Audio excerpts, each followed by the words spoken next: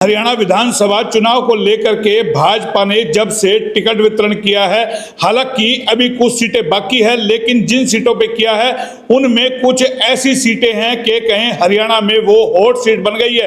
कल हमने आपको बादशाहपुर की सीट पर राव नरबीर जी का इंटरव्यू दिखाया था। आज आपको रेवाड़ी जिले की कहीं कोसली विधानसभा सीट से उस शख्सियत का इंटरव्यू दिखाएंगे जिसे भाजपा ने अपना उम्मीदवार बनाया है। और उम्मीदवार भी क्यों बनाया है, इसके पीछे की भी आपको कहानी बताएंगे कि आखिर क्यों ये हॉट सीट बन गई है। ये हॉट सीट बन गई है राव इंद्रजीत सिंह की वजह से, क्योंकि यहां से राव इंद्रजीत सिंह ने अनिल यादव डहीना को अपना उम्मीदवार बनाया है। और उम्मीदवार बनाते ही जिस तरीके से कोसली विधानसभा सीट चर्चा के अंदर आई, कहें कि हरियाणा के केंद्र में आ गई और एचआर न्यूज को भी कोसली तक पहुंचना पड़ गया अनिल यादव का इंटरव्यू करने के लिए। आखिर ये हॉट सीट बन गई है तो कैसे बन गई है, अनिल यादव जी का हम आपसे वो इंटरव्यू दिखाएं उससे पहले आपको कुछ बताना चाहेंगे।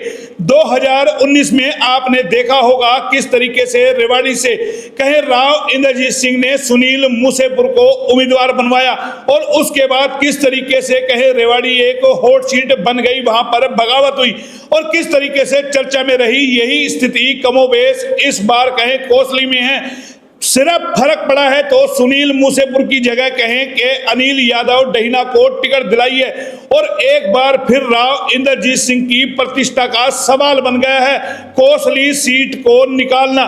लेकिन सीधा पहले अनिल यादव जी से जानते हैं कि आखिर जो ये टिकट इनको मिली है कितना प्रीपेयर है। पहले तो नमस्कार जी। स्वागत है। नमस्कार। एचआर में आपका स्वागत है। पहले तो धन्यवाद। टिकट मिल गई, बड़ी हंसी आ रही है, क्या हो रहा है? हाँ, टिकट मिल गई। शिष्य नेत्र और राव इंद्रजीत जी ने मुझ पर विश्वास जताया और उन्होंने मुझे टिकट दी। मुस्कुराहट तो कुछ और कह रही है।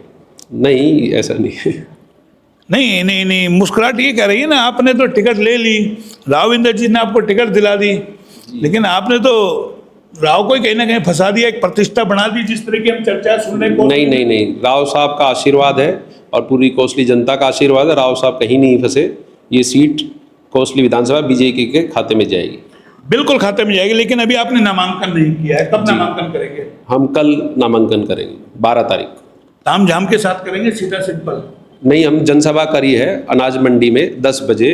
राव साहब वहाँ पर आएंगे, उसके बाद हम नामांकन करेंगे मुख्य अतिथि के तौर पर। राव साहब जी।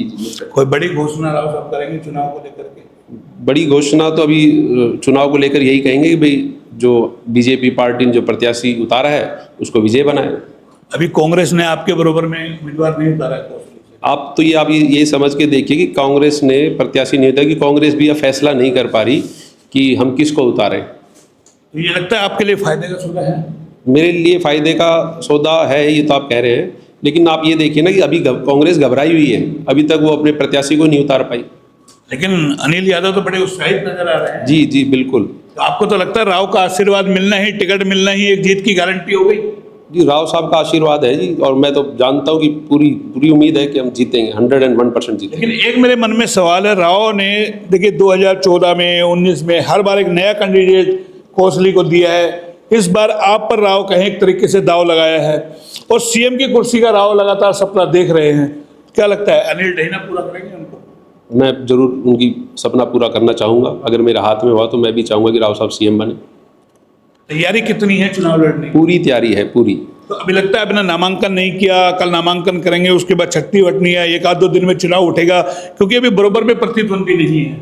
बिल्कुल, हमारी तो कल नामांकन के बाद हम 13 तारीख से हम घूमना शुरू कर देंगे, फील्ड में गाँव के दौरे शुरू कर देंगे। लेकिन घूम तो आप रहे हैं, कहीं हवन कर रहे हैं, कहीं पूजा पाठ कर रहे हैं, कहीं गाँव में जा रहे हैं।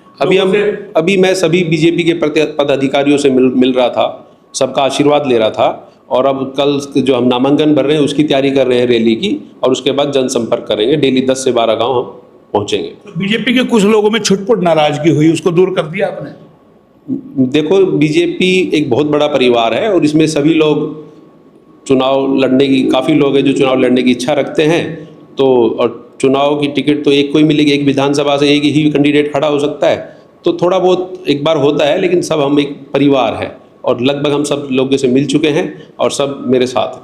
अनिल जी, आपको मालूम था आपको टिकट मिलेगी बीजेपी की? उम्मीद थी आपको ऐसी? मैं बीजेपी के साथ 2014 से काम कर रहा हूँ, राव साहब के साथ काम कर रहा हूँ। मुझे निष्ठा थी, मेरे को विश्वास था कि पार्टी मेरे पे विश्वास जताएगी और पार्टी ने विश्वास जताया, राव साहब ने मेरे पे विश्वास जताया। लेकिन हमें जो जानकारी मिल रही है, राव साहब ने आपको इशारा किया, अनिल जी तैयार हो जाइए, इस बार आपको चुनावी मैदान के अंदर उतारेंगे, और मैंने आपको फ़ोन भी किया था। देखो, मैं आपको बता चुका हूँ कि मैंने अपनी तरफ से पूरा, जैसे भी पार्टी के राव साहब के आदेश किए, मैंने सारे काम किए। और लेकिन जब मुझे नाम मिला कि आपका नाम आया, तो उस टाइम मेरे को इतना नहीं था कि मेरा नाम आएगा, लेकिन मैं मेहनत अपनी तरफ से राव साहब के प्रति पार्टी तरफ पूरी कर रहा था। लेकिन एचआर न्यूज़ ने तो आपको बता दिया था ना। जी जी, कि आपका नाम आ सकता है, आपने बताया। चलिए, अब आप ये बताइएगा, टिकट आपको मिलेगी, नामांकन आप कर देंगे, चुनावी रणनीति क्या होगी, किन मुद्दों पे जाएंगे? एक फ्लाईओवर आपके लिए कहीं ना कहीं गले की फांस है बीजेपी के लिए। आपके इससे पहले विधायक रहे लक्ष्मण सिंह यादव, बड़ी चुनौतियां रही, पूरी कोसली को कहीं ना कहीं परेशान होना पड़ा। क्या लगता है पहली प्राथमिकता होगी आपकी? मेरी सबसे पहली प्राथमिकता तो यही होगी कि जो कल मैं कोसली में डोर टू डोर गया था मार्केट के अंदर, तो मैंने देखा कि एक तो पुल की बड़ी समस्या है, जो काफ़ी टाइम से परेशान हो रहे हैं लोग, दुकानें तक बंद हो चुकी। इसका मेन कारण ये पुल कांग्रेस के टाइम में बना था और इसके अंदर जरूर भ्रष्टाचार हुआ, नहीं तो इतनी जल्दी पुल टूट नहीं सकता। और सरकार इसके लिए काम कर रही है, टेंडर भी छोड़ा हुआ है। और लेकिन मैं इसके अंदर, अगर मैं विधानसभा में पहुंचता हूं, तो इसका काम जल्दी से जल्दी पूरा होए, ताकि लोगों को बिजनेस में कोई नुकसान ना हो। इसके अलावा और क्या मुद्दे हैं हीरवाल के लिए? और इसमें तो यही है कि मैं हायर रेजिमेंट का, अगर मैं विधानसभा में जाता हूँ तो हायर रेजिमेंट के लिए मुद्दा उठाऊंगा और कोसली में एक इंडस्ट्रियल हब बनवाने के लिए पूरी कोशिश करूंगा, तो कि यहाँ के मेरे भाइयों को रोजगार मिल सके। एक आपके कोसली एक ऐसा क्षेत्र है जो सैनिकों की खान है, घर घर से लोग सेना में जाते हैं। एक अग्निवीर का मुद्दा कहीं ना कहीं कोसली के जो युवा हैं, जो फौज में जाते हैं, उनके गले की फांस बना हुआ है। आपको लगता है राव साहब को लेकर के भी आपको ये बात करनी चाहिए कि भाई ये चुनावी बड़ा मुद्दा बन सकता है? लोकसभा में भी आपने देखा होगा राव साहब को काफ़ी डेंट लगा है। क्या लगता है विधानसभा में इस डेंट को बचने के लिए आप अपनी सरकार पे आला कमान से बात करेंगे? ये अभी बिल्कुल करेंगे हम। इसमें जो भी कोई दिक्कत है तो हम राव साहब से कहेंगे, राव साहब ऊपर बात करेंगे। इसमें जो भी कोई अच्छा सोल्यूशन निकल सके, हम ये चाहेंगे कोई अच्छा सोल्यूशन निकल पाए। चलिए, अब चुनाव प्रचार आपका शुरू हो जाएगा, किस तरह की रणनीति आप बना रहे हैं? कैसे डोर टू डोर, या किस तरीके, कौन कौन बड़े बड़े नेता का कोई प्रोग्राम आपके पास वो भी आया है? अभी तो राव साहब आ ही रहे हैं कल नामांकन करवाने के लिए। बाकी अभी पार्टी धीरे धीरे डिसाइड करेगी कि कब कोसली में कब रैली करवाना है, कौन नेता आएंगे, ये तो ऊपर शीर्ष नेतृत्व फैसला करेगा। हीरवाल में राव साहब को 5-6 सीटें मिली है। आपके बावल, पटौदी, अटेली में और कोसली के अंदर, नारनौड़ के अंदर, तमाम जगह। नहीं लगता राव के लिए बड़ी चुनौती है तमाम चीज़ों को संभालना है, सारी सीटों को निकालना?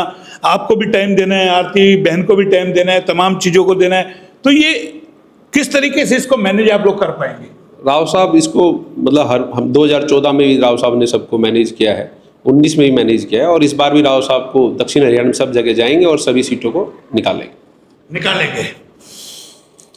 अनिल जी, आखिरी सवाल आपसे कर रहे हैं। जिस तरीके का चुनाव प्रचार है और जिस तरीके की कहें पूरी रूपरेखा कोसली के अंदर है, आपके यहाँ से जो विधायक थे उनको रेवाड़ी भेजा गया है, वो भी कहीं ना कहीं चुनौती है। क्या मान के चलते हैं आप अपनी जीत को लेकर के, कितना सुनिश्चित हैं?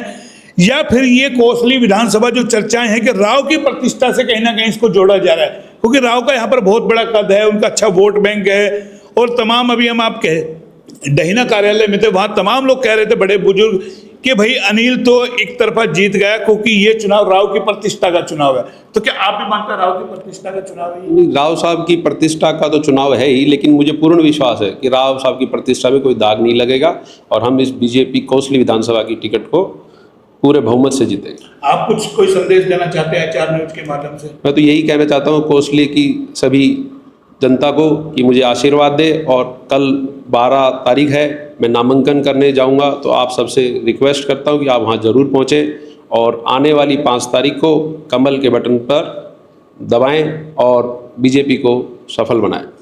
तो ये थे हमारे साथ अनिल यादव डहीना, जिन्होंने भी मान लिया है कि कोसली विधानसभा का चुनाव कहीं ना कहीं राव की प्रतिष्ठा से जुड़ गया है, क्योंकि राव के आशीर्वाद से अनिल यादव डहीना को टिकट मिली है। और चेहरे की जो हमने आपको शुरू में हंसी दिखाई, किस तरीके से अनिल यादव डहीना के चेहरे पर मुस्कुराहट है, और ये मुस्कुराहट ही बता रहे हैं कि उनको पता है उनके आका का हाथ पीछे है। अगर टिकट दिलाई है तो जाहिर है चुनाव जिताने की चुनौती भी उन्हीं के साथ है, और उसी को लेकर के ये अपनी जीत को सुनिश्चित मान के चल रहे हैं। जाहिर है जब इतने बड़े कद के नेता का हाथ अगर किसी के सर पे हो तो उसकी जीत सुनिश्चित सी हो जाती है, लेकिन अभी कांग्रेस का उम्मीदवार मैदान में आना बाकी है, और उसके बाद कोसली विधानसभा के चुनाव के में क्या नया सिनेरियो बनेगा वो भी हम आपको दिखाएंगे। फिलहाल हमने आपको अनिल यादव डहीना का इंटरव्यू दिखाया, बात रखी, क्योंकि इनके पास चुनाव प्रचार का समय कम है, इनको कल नामांकन करना है, तैयारी करनी है। लगातार ये हमारे चैनल पे आपसे मिलते रहेंगे, हर कवरेज इनकी करके आपको दिखाएंगे, तमाम अपडेट आपको देंगे। फिलहाल इतना ही। कैमरा पर्सन पंकज के साथ मोहन लाल, HR न्यूज रेवाड़ी।